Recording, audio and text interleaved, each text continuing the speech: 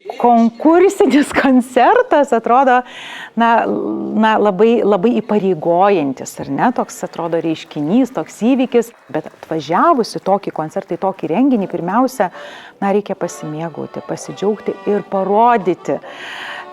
savo santykį su liaudies daina, savo santykį su kūryba ir labai džiugu, kad tam santykiui su kūryba, su kūrybiškumu čia vietos tikrai buvo. Dainos yra gyvos ir tegu jos gyvuoja irgi ilgai, mes nenubrėžkim jom kažkokių ribų, tegu tai būna mūsų dainos, mums artimos dainos, mums suprantamos ir toliau taip gražiai kūrybiškai interpretuojamos.